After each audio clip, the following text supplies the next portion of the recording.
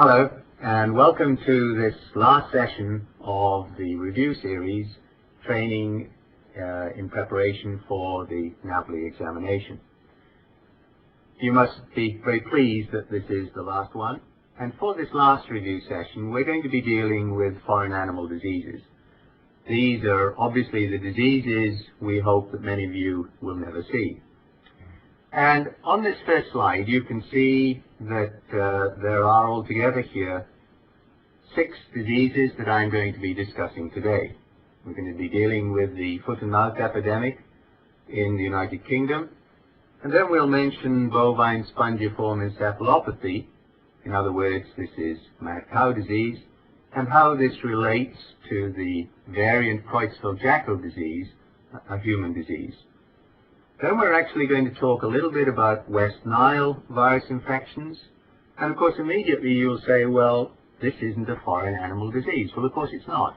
But it was until 1999 when we first recognized it in the United States.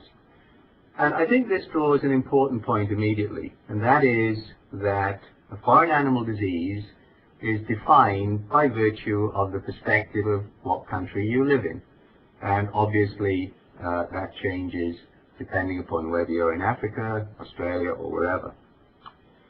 And after we've dealt with West Nile, we're going to move on to African horse sickness, explain how this is a very important disease, a disease that we fear we could get here in the United States, and then progress to African swine fever, which was once in the Caribbean, and finish up with Rift Valley fever and rinderpest. Now, the diseases that normally we consider to be foreign animal diseases, at least from the perspective of here in the United States, are those that are characterized by being very transmissible, and they have the potential for very serious and rapid spread, and irrespective of national borders. And of course they have serious socio-economic or public health consequences, and they become very important, therefore, in the international trade and also of animal products. Now, while we are going to discuss foot and mouth disease in detail, remember there are other diseases that need to be differentiated from it, such as swine vesicular disease, vesicular stomatitis, and one not mentioned here, vesicular exanthema. There are also on list A diseases, those of African horse sickness, which is an insect-transmitted disease, transmitted in fact by culicoides, and that's very similar to a disease that we see here in terms of its epidemiology here in the United States, and that's the disease of blue tongue. And we see blue tongue here in Florida on a fairly regular basis if we have imported sheep. African swine fever is also transmitted by an arthropod, in this case it's the soft tick, and Rift Valley fever, a disease that is transmitted by the mosquito. Rinderpest is a disease that is now, as we will discuss, restricted in large part to Pakistan and East Africa. And as I said before, we're going to talk a little bit about West Nile and BSE. And note in this case that neither BSE nor West Nile are actually on the list A diseases. The argument is, particularly with BSE, that this is not a rapidly spreading disease, and in the case of West Nile, I think this is a disease that might well be added to the list A in due course. Now, as we move forward discussing foreign animal diseases, we have to recognize that many of them can also be determined as emerging diseases. Emerging diseases, it's a terminology that was introduced some years ago by the Centers for Disease Control. Simply means that these are diseases that seem to be increasing in their prevalence around the world, or are geographically spreading quite rapidly. Now, other terms that you might meet when studying foreign animal diseases are the terms exotic versus foreign. Exotic simply means that this is a disease that does not normally exist within the country of concern. And we've already mentioned that many of these diseases are capable of crossing national borders, and you will see the term transboundary to describe that capability of these diseases. Species jumpers, as the name implies, are diseases that have the capability of going from one species of animal to another. And while we don't necessarily consider influenza virus a foreign animal disease, this is the classic example of a species jumping virus. Now, molecular epidemiology simply means that by studying the virus in great detail, we can determine its origin, and we'll give you some examples of that as we work through. The other term that I'm sure you're aware of by now is that of arboviruses, and arbo in this context stands for arthropod-borne. Pandemic, you know epidemic, you know endemic, and pandemic simply means that this is an epidemic in effect that is usually of worldwide importance. And finally, we have to recognize that evolution is occurring in all of these viruses and determining their ability to spread in some cases. And we call this genetic shift and drift. Shift is when there is a major change in the virus, and drift when we get minor change to its antigenic composition. This is a rather complicated diagram, but it's one that you might like to come back to when you look at these slides on the web. And it simply outlines to you that there are many factors that contribute towards the way in which a virus can be transmitted from one country to another. And it also gives you some idea of the interactions between not only human disease, but also interactions between wildlife and domestic animals and the components that fit into this. For example, if we were talking about West Nile, we would have to recognize that global travel contributes significantly perhaps to the introduction of this virus into the United States in the first place. But let's now start with foot and mouth disease and talk about this disease as it impacted the United Kingdom last year. Well, the first thing to determine is that it's a picornavirus, and it's a disease that is characterized by vesicles. Now, the good news is that through a very draconian, and that obviously means a very intensive and extensive control policy, it is possible to, in fact, recognize now the United Kingdom as free of disease since January the 22nd of this year. And that declaration was by the Office International des Épidémies, in other words, that organization that makes the list A diseases. Well, how extensive and how rapidly did this epidemic spread within the United Kingdom? Well, the disease first started down here, was first recognized, let's be more accurate, in an area called Essex, but truly, while it was recognized in an abattoir here, the origin of the disease was up here in Northumberland. And subsequently, by April the 11th, and the epidemic started on February the 20th, it had spread to many different parts of the country. Then disease control programs were very much in place, and you can see that large areas of the country, because of these disease control programs, remained free of disease. However, during that time, the disease had also spread to the continent, particularly to the Netherlands, and this was associated with the movement of infected cattle. And there were also cases in France, and there was one case in Era.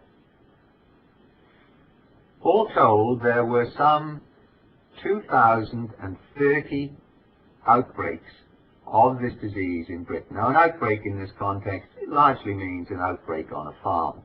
And you can imagine the misery that's associated with disease existing on these farms, because the policy is to slaughter out all animals on infected farms.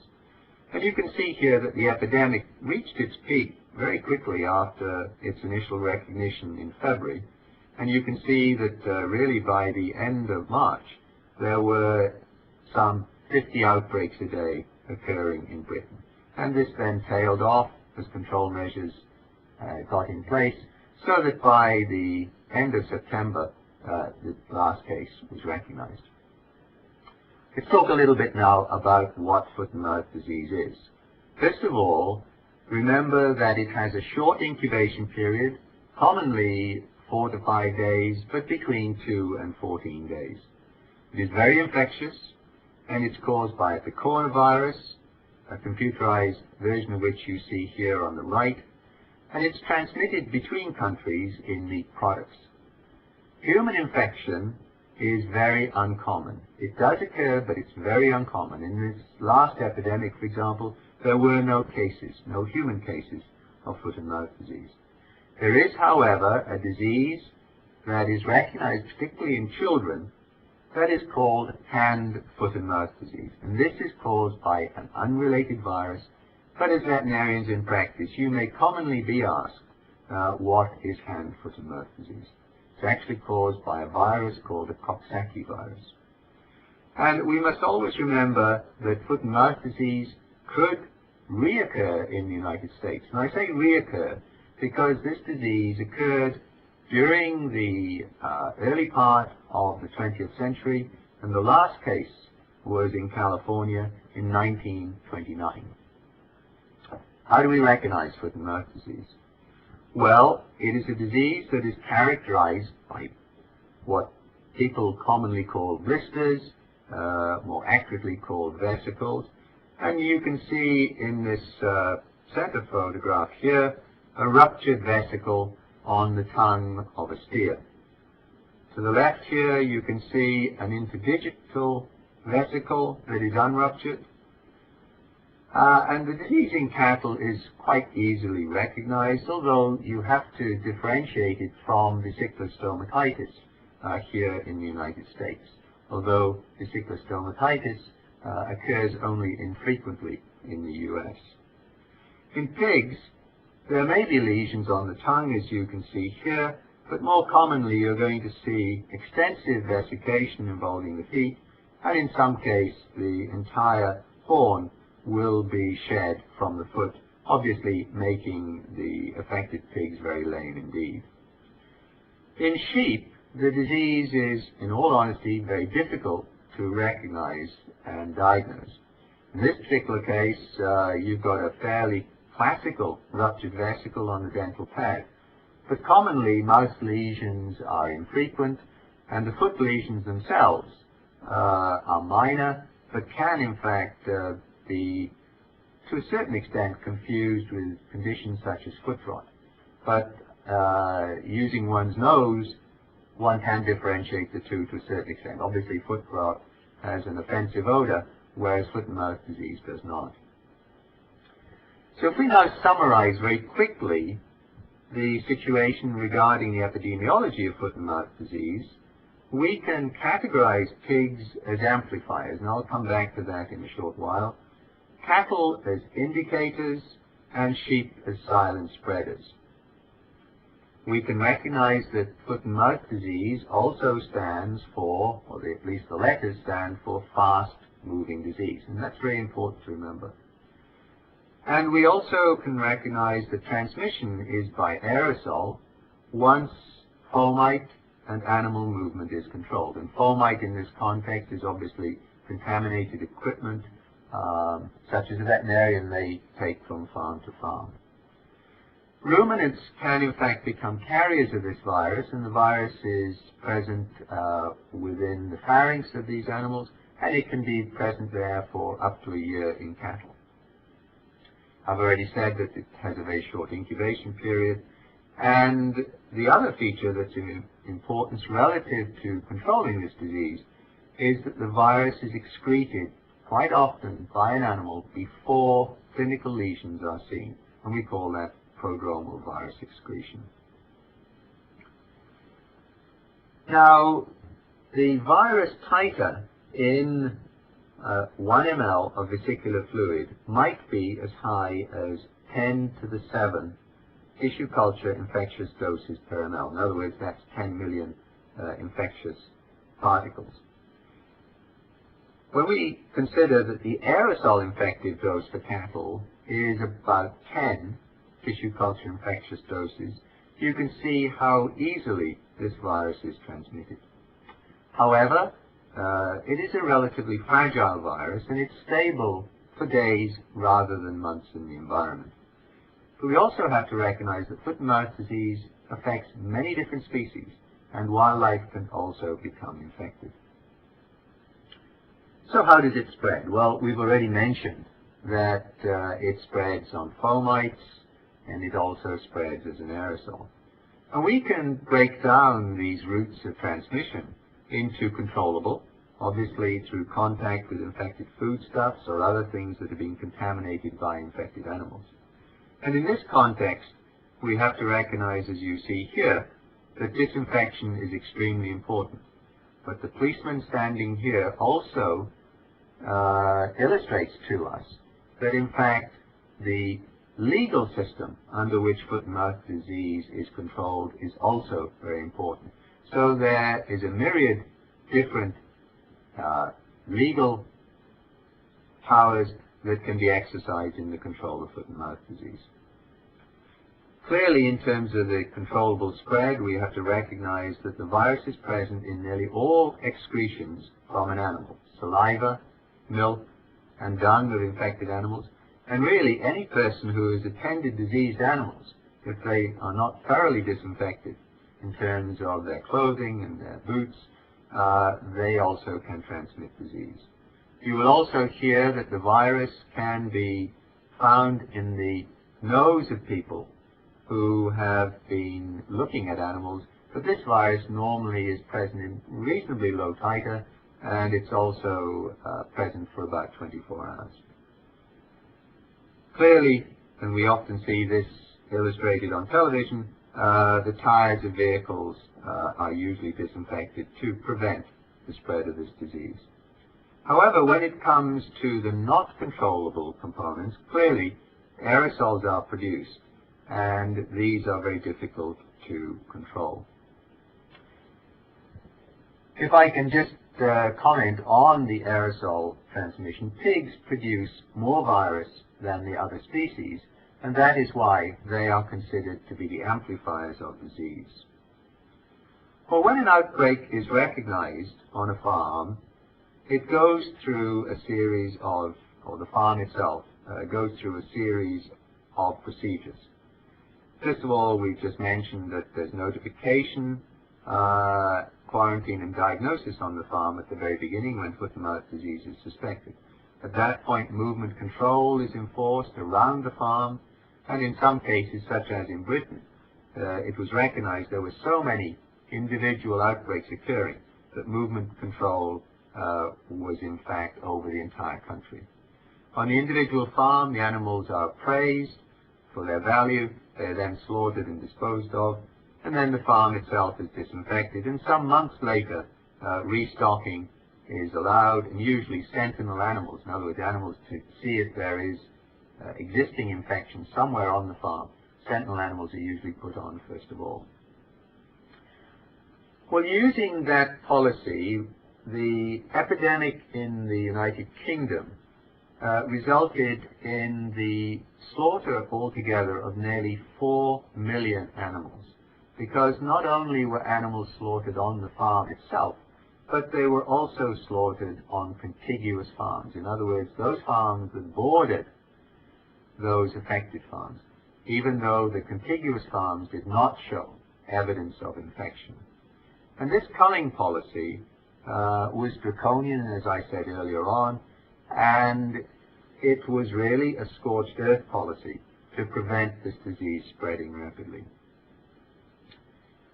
As I said, contiguous premises, and we're looking now at some 7,500 premises, were also slaughtered out, and you can begin to see the extent of the impact of this on society in Britain. Well, where did this virus come from? And what is really the world situation currently? Here in the United States, we have been free of disease since 1929. But that does not speak for other areas of the world, particularly Asia which is where we believe this epidemic originated from, the epidemic that is in the United Kingdom. It is believed that it was imported into the United Kingdom in the form of infected meat. And by using molecular epidemiology, we can recognize that the virus is closely related, in fact, to a virus that was causing disease in South Africa, it's this one here, and also the virus that was causing disease in Japan. But we believe that somewhere such as India might really be the true source of this virus. Interestingly, if we look at the consignments of meat, both illegally intercepted and also being brought in as hand luggage annually into the United Kingdom, you may be amazed that as much as 730 tons is confiscated annually as hand luggage in the United Kingdom.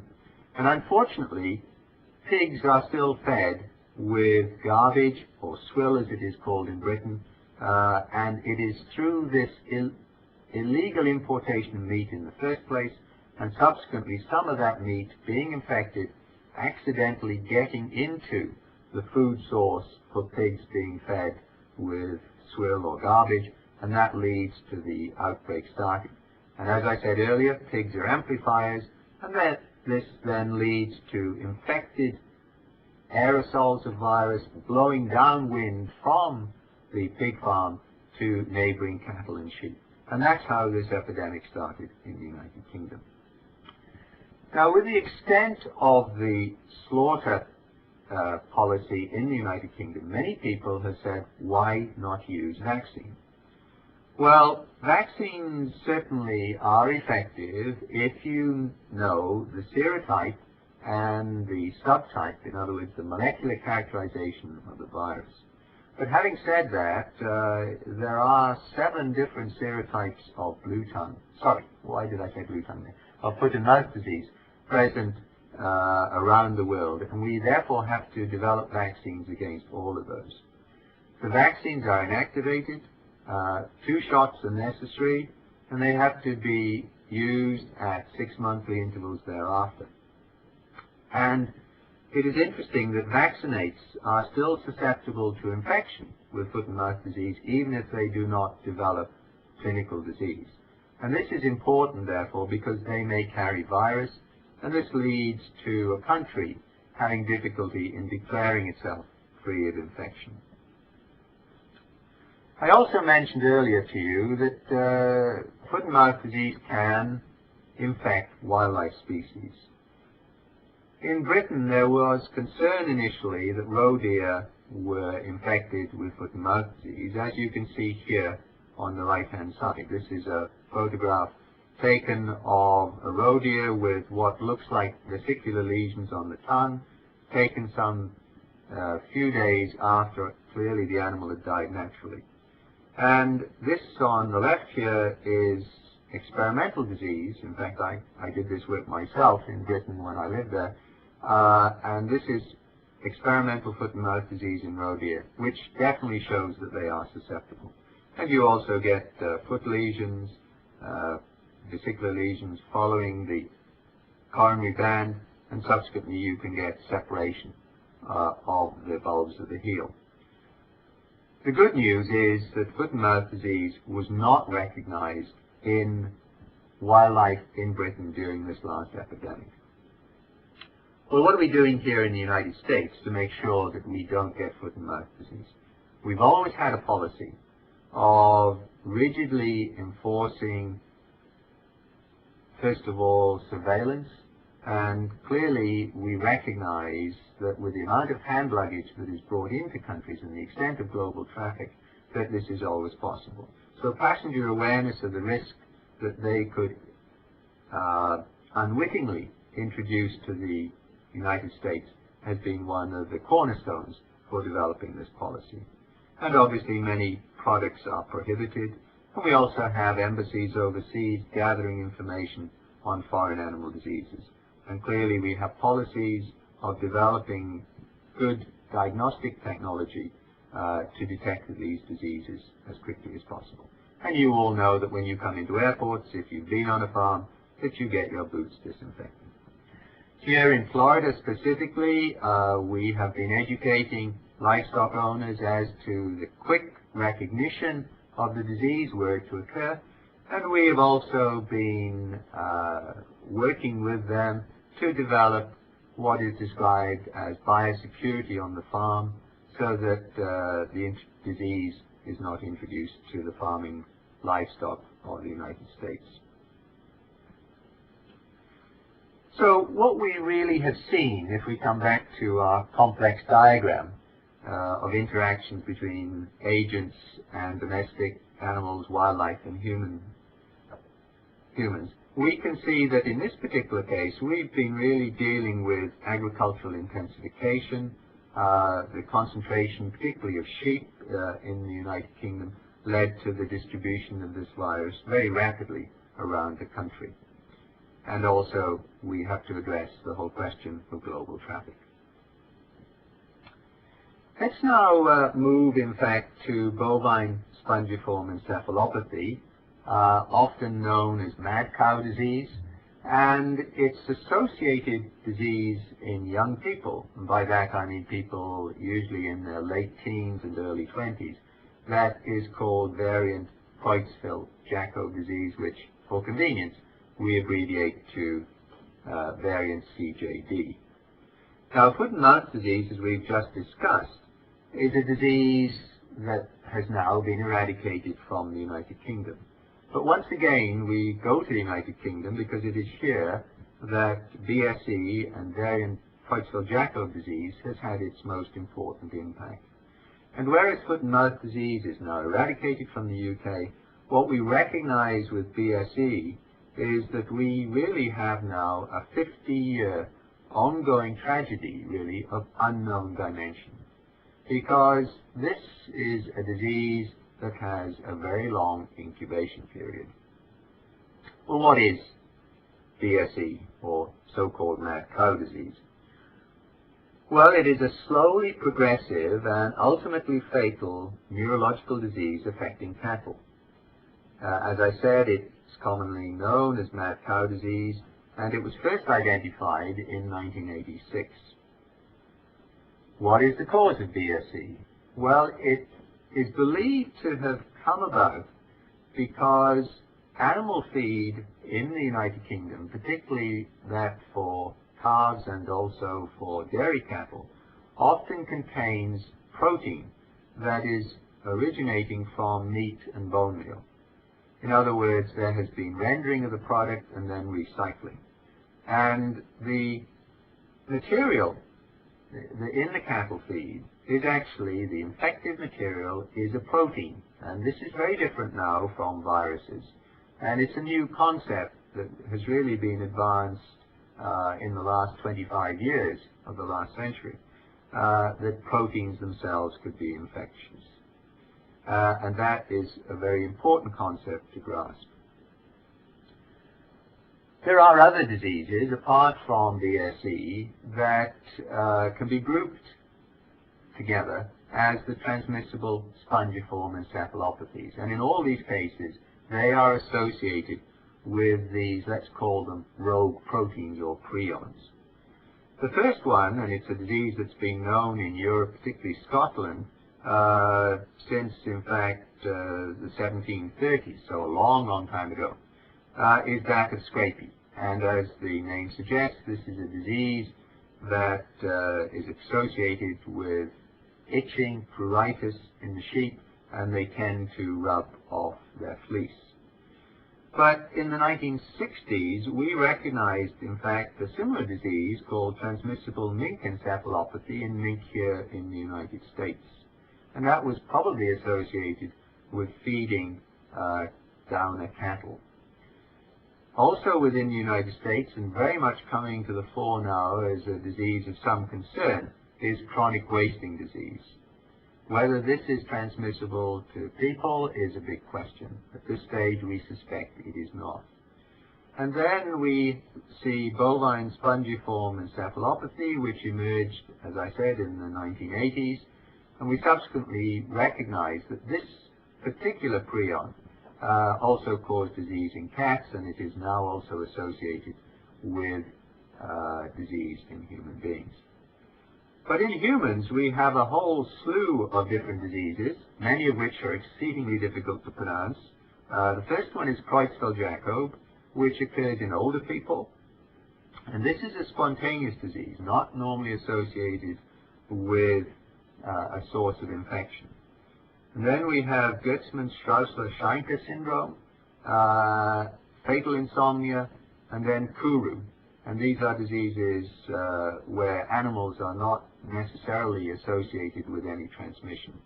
However, variant Creutzfeldt-Jakob disease is the disease that we associate with bovine spongiform encephalopathy.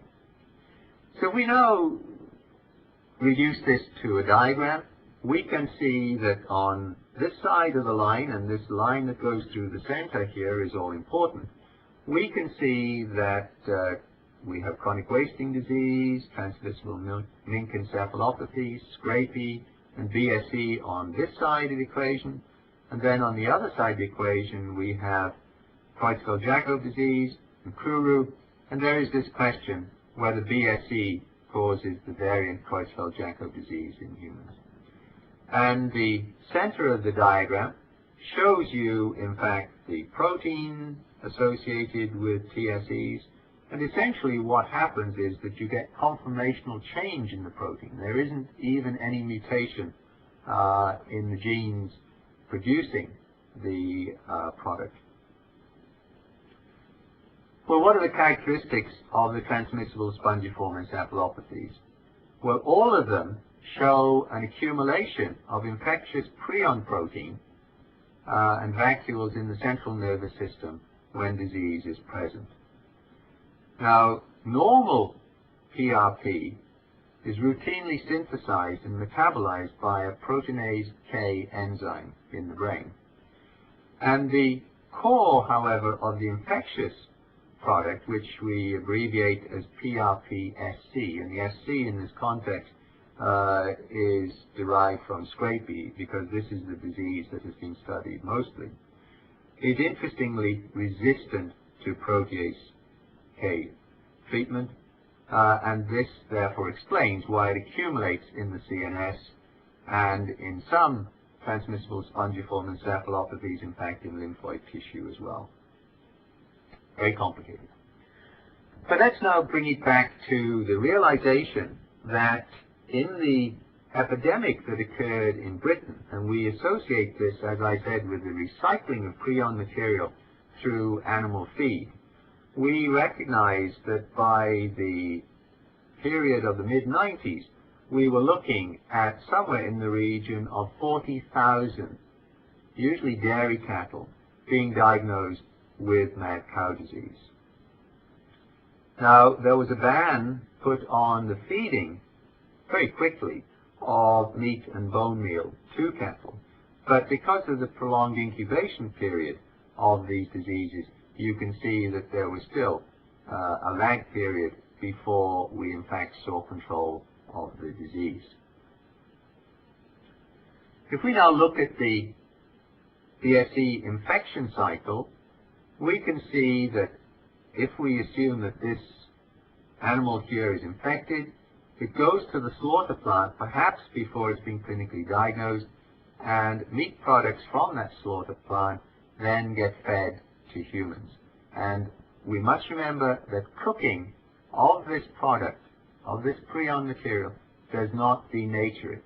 So even if the hamburger is well done, it doesn't mean to say that it doesn't have infected material.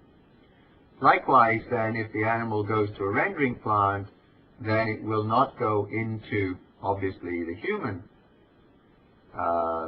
food marketing patterns, but goes into farm products, in other words, animal meat that is compounded into feed for the cattle, or alternatively, it in fact goes to cat food. And that's where we think feline spongiform encephalopathy in Britain originated. It's uncertain whether it ever went into sheep, which would of course confuse greatly the diagnosis of scrapie. But what we do know is that it went back to cattle, and this is the cycle that was then generated to make the epidemic the size that it ended up.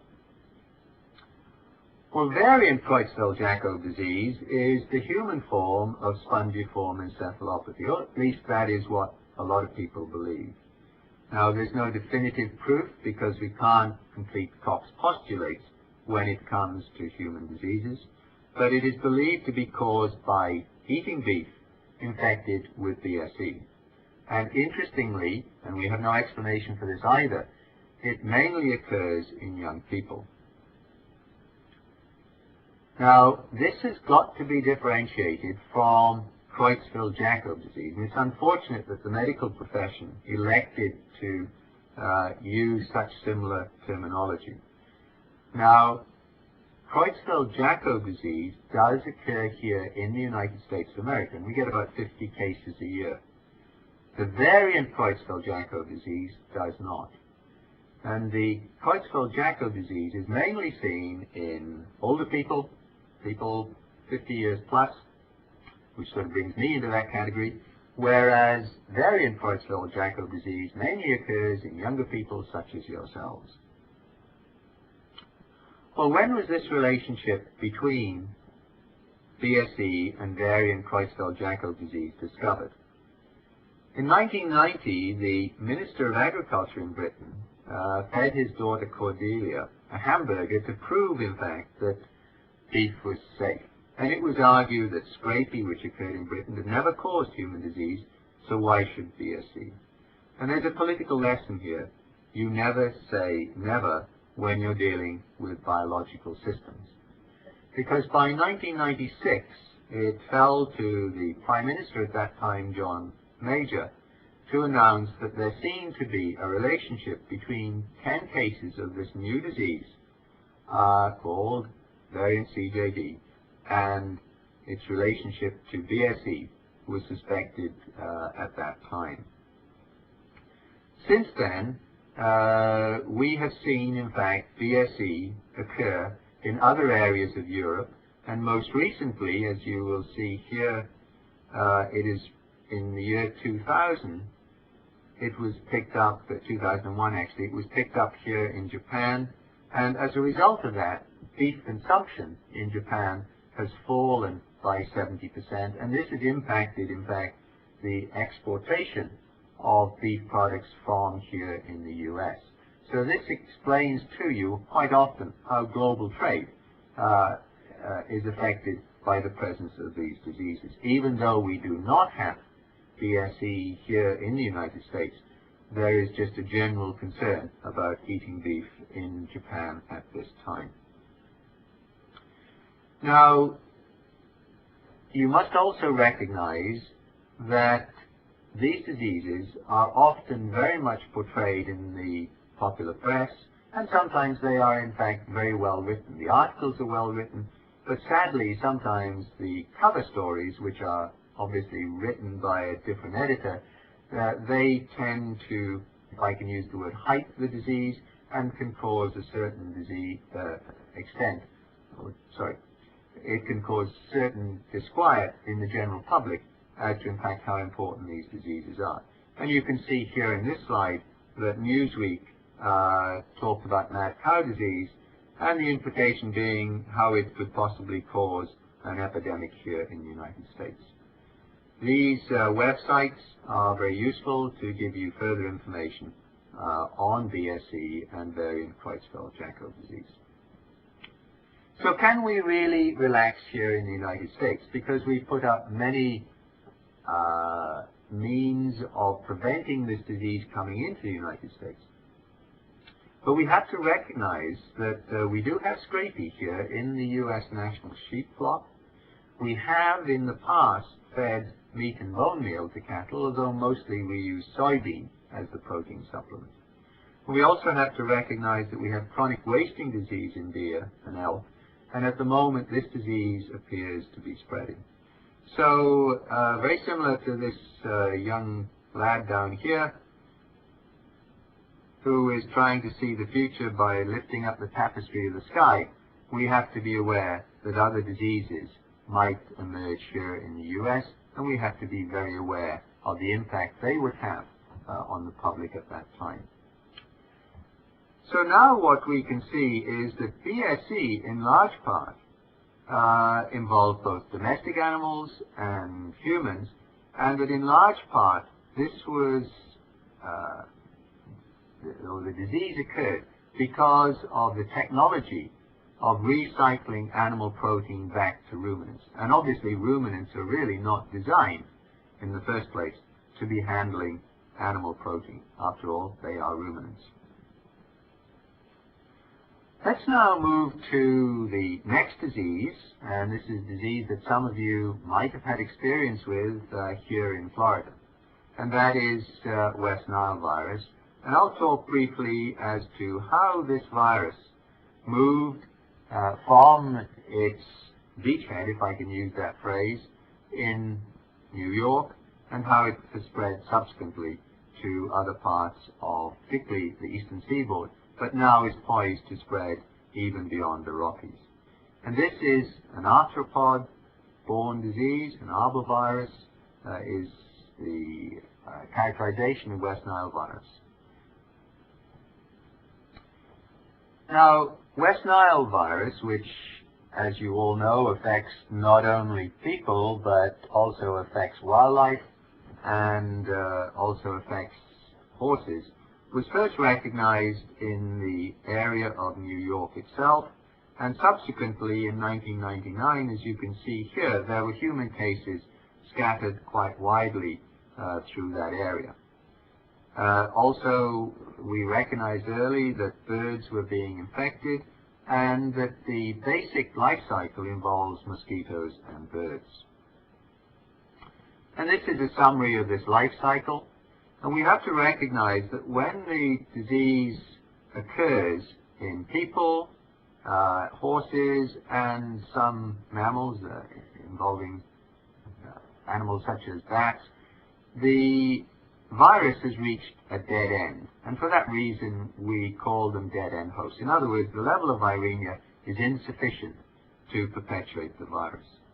And the virus is really perpetuated in a cycle involving birds and mosquitoes, and in this cycle the crow, and we'll come back to this later, is also involved, has a very high level of viremia, but often dies, whereas most birds in fact do not show clinical disease. What's the history of West Nile? Well, West Nile is one of a family of very similar viruses which we call a serocomplex, and I won't go into the details here. But West Nile traditionally has been recognized in these areas that you see in blue, and as of 1999, of course, here is the beachhead in North America. And you can see that outbreaks have occurred through Europe and the Middle East, areas of Africa and Asia in the past. And once again, we can turn to molecular epidemiology and recognize that the strain of virus that appeared to come across into New York in 1999 was very similar, in fact, to an isolate that had been made from, in fact, it was geese in Israel in 1998, but there were also human cases in Israel at that time. If we look at what happened in 2001, you can see that in terms of, and this map here, the red shows areas where we have got disease in horses. You can see that the virus has spread quite widely along the eastern seacoast, but has also extended beyond the Mississippi now. And if we look at Florida, you can see that we had some 450 cases of West Nile in horses last year, and there was a high incidence of the disease actually in Alachua and Marion counties. Well, I've already mentioned that crows commonly die when infected with West Nile virus, and we've used this to indicate where the virus is present geographically. And they're ideal as indicators or sentinels because they're widely distributed throughout the United States. and we find them in many different habitats. And it's a relatively local species. It's a species that you and I can recognize, and therefore if we find a dead crow, we are now sensitized to report that to the public health authorities. And on that basis that the virus is present in high titer, quite often 10 to the 8 log units, the virus is relatively easy to isolate from dead crows, even if they've been dead a day or two. And as I said, they are a conspicuous bird, highly susceptible, and the virus titers are high enough to allow delayed testing. And if we now look at the surveillance methods available to us, we can obviously determine what's happening by just looking for human cases, or we can look for disease horses, or we can monitor mosquitoes. But best of all, we find that dead crows indicate to us the first activity in an area. So the dead crow as the sentinel for West Nile is a very important feature. Where is West Nile virus going to move in the future? Well, the truth of the matter is that it's predicted that this year it may well, in fact, be over here. Some would say that it might even get to the West Coast. The truth of the matter is that the Culex species of mosquitoes that transmit this disease are widely distributed, and therefore there is really no bar to its expansion both in the US but also into the Caribbean. There have already been cases on the Grand Cayman Islands, human cases that is, and obviously it can move into Mexico, and it may well, in fact, in time, progress with the migratory bird patterns even to South America. At this point, I think it's appropriate that we now review where we've got to. We've already dealt with foot and mouth disease, and I pointed out to you that in your reading you should check up on swine vesicular disease and vesicular stomatitis. And more information on these diseases is in fact available in veterinary virology, and you may remember I showed you a slide of that particular textbook. It's published by Academic Press. I showed you a slide of veterinary virology in the virology lecture that I gave you as the first lecture in this series. But there are other virus diseases that, while they have not existed here or never been confirmed here in the United States, are exceedingly important to us. The first one is African horse sickness. And remember, as I mentioned earlier, that we can use blue tongue in some ways as a parallel of what might happen were African horse sickness to come into this country. And the vector in this case, in fact, is Culicoides or Noceum, a very small insect vector. African swine fever we will deal with, tick transmitted, and then we'll work through to Rift Valley fever, a virus disease that I personally feel that we should take serious note of, because a bit like West Nile, it could come into the United States, and if it were to come into the United States, it could cause both human and domestic animal disease. By that I mean livestock disease. And finally, on a positive note, I'm going to talk a little bit about rinderpest and how we are now looking at the possibility that this disease will be eradicated from the globe. African horse sickness. Well, African horse sickness is caused by an orbivirus, which is very similar to blue tongue virus, and as I've already mentioned to you, it's transmitted by Culicoides, or midges, gnats as they are commonly called. And remember that as an arbovirus, African horse sickness virus replicates in the salivary glands of the insect, and it is transmitted then when the insect bites. Now, African horse sickness has a reservoir host, and the reservoir host, which is not clinically affected, is the zebra. And there have been outbreaks in Spain, particularly in the mid-80s, that were attributed to the movement of zebra from South Africa, in fact it was Namibia to be precise, that became infected shortly before they left Africa with African horse sickness virus, and they then were viremic when they arrived in Spain, and the culicoides present in Spain were then capable of transmitting this disease to domestic horses. As I said, it caused disease in Spain in the 80s, and earlier in the 60s it caused a major epidemic in the Middle East. There are vaccines available. Most of them are live attenuated vaccines, but there are also some inactivated vaccines. Well, what are the clinical signs of African horse sickness? How would you recognize it if we were to get it, say, here in Florida? This is a virus disease that is characterized by edema. It's very prominent, and you can see edema affecting the supraorbital fossa in the horse, and this is fairly pathognomonic. But the virus is doing most of its damage actually in the lungs. It's a hemorrhagic disease in that respect. And this leads quite often to an extensive lung exudate, and it is this that leads in some ways to asphyxiation. The animal literally suffocates in the foam that it produces from the lungs. And if we were to look at, for example, the lungs at post-mortem, we would see that there is often extensive interlobular edema. And animals that are affected with African horse sickness are going to have very high levels of virus present in the blood. But in addition to that, they'll also be running a high fever.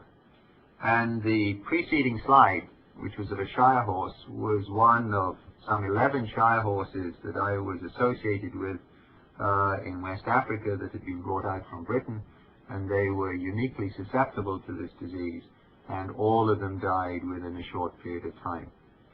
I think that tells us the impact that this disease might have were it to come into Florida. In other words, we would have extensive mortality with this particular virus, particularly here in northern Florida, where we have the thoroughbred industry.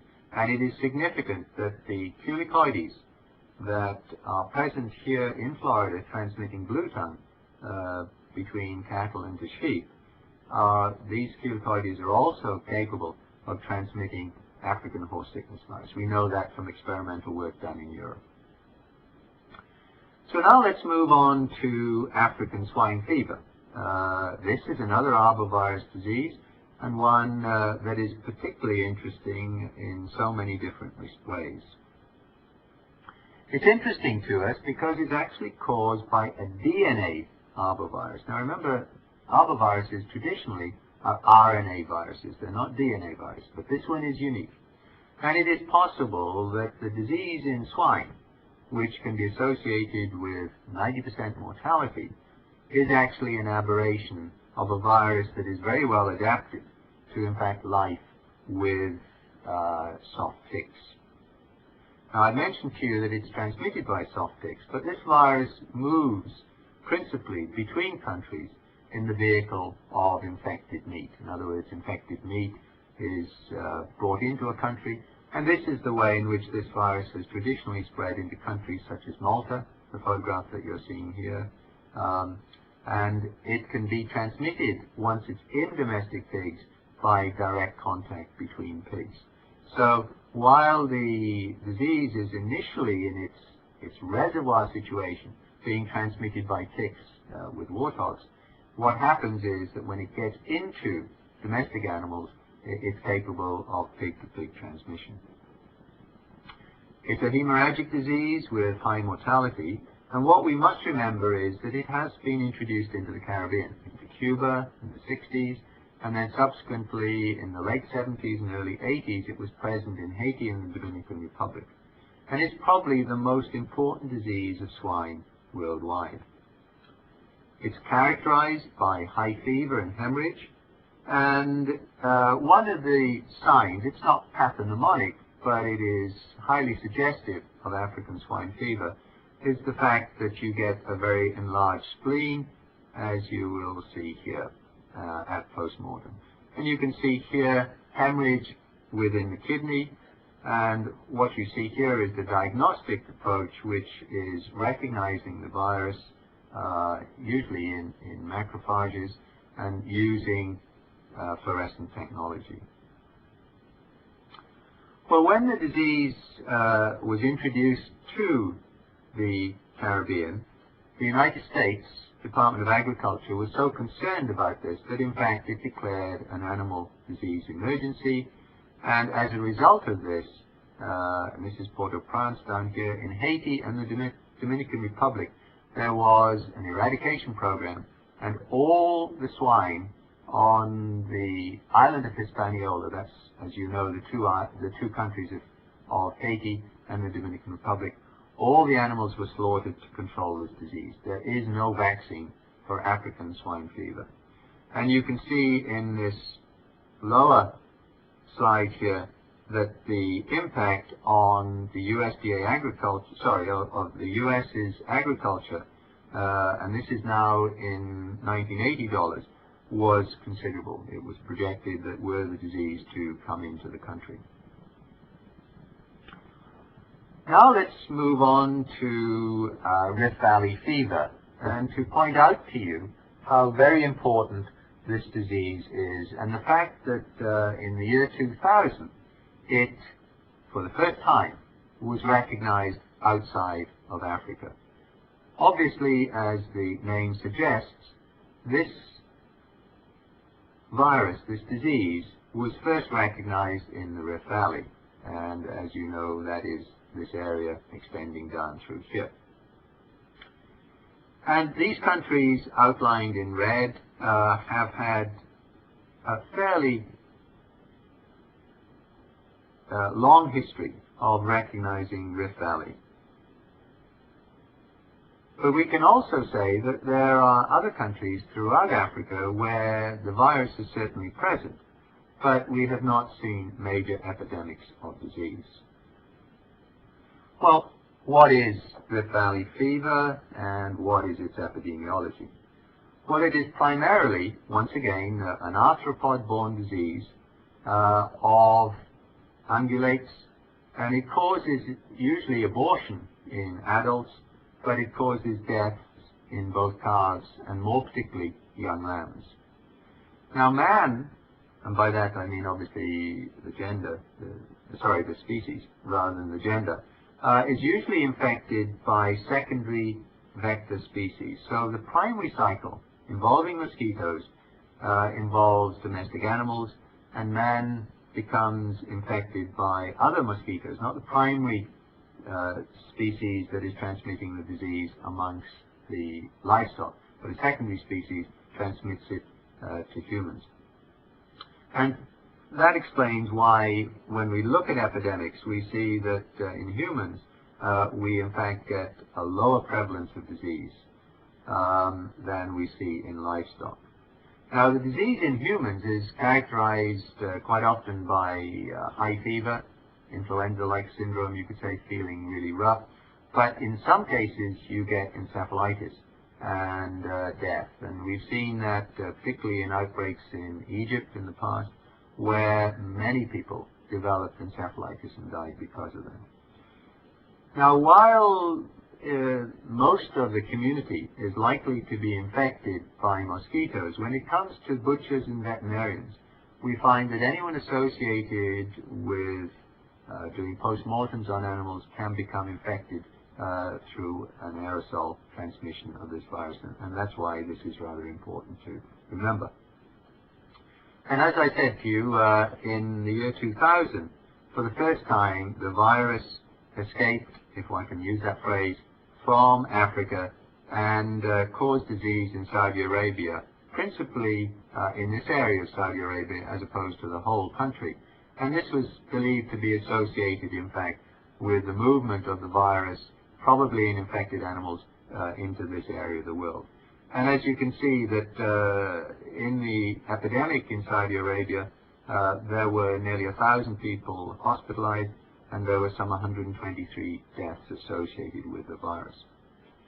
We don't know how the virus actually got to Saudi Arabia, but what we do know is that there were indicators that Rift Valley fever was going to occur, in fact, in the area of East Africa using satellite technology. Now, and I introduced this slide because this gives you some idea of some of the sophisticated technology now available to provide prediction of when an epidemic might occur. And what happened in East Africa, in Kenya, was that they had very heavy rains, and this allowed the mosquito species that transmit this virus to proliferate, and since they become infected quite often and transmit the virus vertically, what happened was that you had this sudden mushrooming of infected mosquitoes, and an epidemic of the disease occurred in 1997, 1998 in East Africa, and subsequently this somehow or other probably spread to Saudi Arabia. So, in summary, Rift Valley fever is certainly a virus that we should be very aware of, and it is possible that this virus could be introduced, perhaps in the form of a viremic traveler, into the United States. And finally, let's now look at rinderpest, and as I said, we can finish on a somewhat upbeat note when it comes to this disease. Now, this is smallpox, and we've been made aware of the importance of smallpox recently because of its possible use as an agent for bioterrorism. And while we've been talking about foreign animal diseases today, we should also remember that while these diseases, the animal diseases, may be spreading naturally, we also have to consider that many of them, particularly foot and mouth disease, could in fact be used as a weapon by bioterrorists. Now, we have no indication that what happened in Britain was caused by bioterrorism, but I think what we can see is that because of the extent, in fact, of the epidemic in the United Kingdom, that clearly this is going to be a very attractive agent for bioterrorists around the world.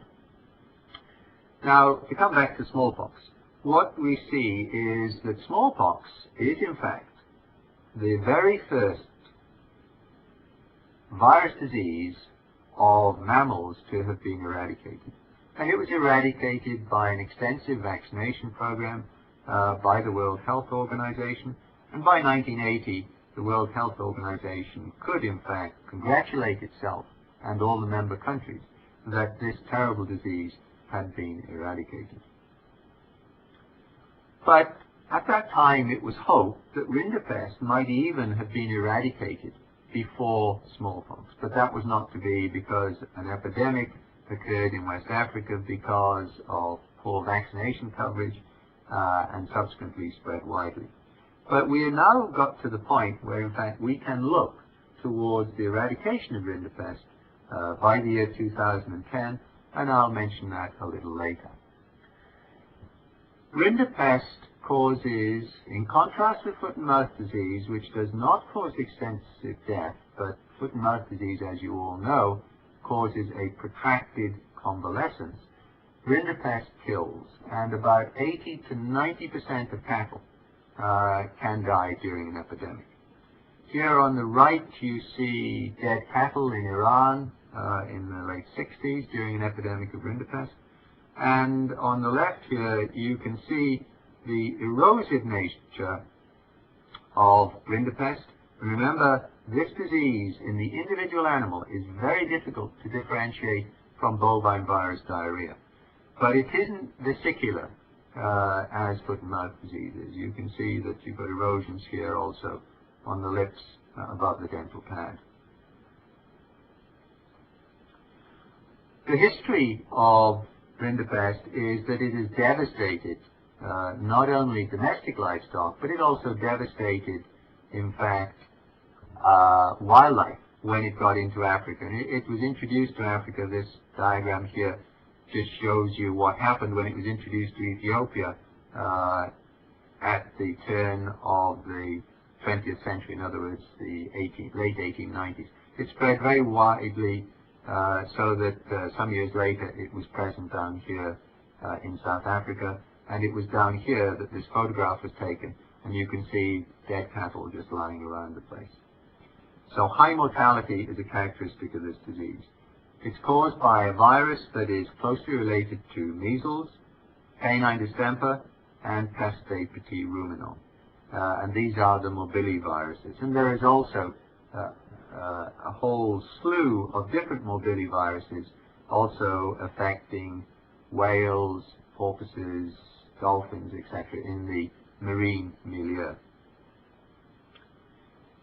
Very fortunately, we have got an excellent modified live vaccine against rinderpest, and this has been the tool that has been used extensively against rinderpest. And of course, from your knowledge of canine distemper, you know that's a similar vaccine that's also been very effective. And the situation is that it is now present only in East Africa and Pakistan, and that's why we have this prospect of global eradication. And I want to remind you once again, since we have bovine virus diarrhea here in the United States, that we always need to be cognizant that it needs to be differentiated from rinderpest. However, if you have a rinderpest epidemic, you would be seeing many animals dying, whereas with BVD, that is not normally the situation. Let's have a look now at the rinderpest eradication progress since the early 1980s. You can see here that in the early 1980s, the disease was present throughout sub-Saharan West Africa, extending then through to Egypt, Sudan, and the countries of East Africa, but also was present throughout the Middle East, extending through to India. Then by the early 1990s, vaccination programs in West Africa and East Africa led to an improved situation, and there were similar programs also going on within Asia at that time, but the disease certainly had not been eradicated. But by the year 2000, what we now see is that we suspect that disease in the Sudan, even though it's shown here in 2000 as possibly present, we've not been able to confirm that recently, but it is present in wildlife at this stage in Kenya, and the other center is here in the Indus Valley in Pakistan. And obviously Afghanistan is here, and with the opening of Afghanistan to increased trade, it is feared that rinderpest could possibly move into that area. So there is very much a keen approach at the moment to eradicating the virus here in Pakistan. And as we will see with all foreign animal diseases, our ability to control them is really dependent upon the world community working together. Rinderpest, which is also known as cattle plague, is, we hope, going to be eradicated by the year 2010. We don't have prospects of eradicating diseases worldwide, such as foot and mouth disease, because of the complex epidemiology of this disease. But we do have early reporting systems through the Office International des Études Zoétiques in Paris, and obviously national veterinary services are very alert to the introduction of agents into their respective countries, and there are systems for rapid diagnosis. In the case of the United States, Plum Island provides that diagnosis. But you can see here the many different agencies, whether it's FAO, OIE, European Union, USAID, etc., that get involved in monitoring and controlling these diseases. So at that point, that's the end of this lecture. When I see you down in Nova in about 2 weeks' time, I look forward to answering your questions. Thanks a lot. Bye-bye.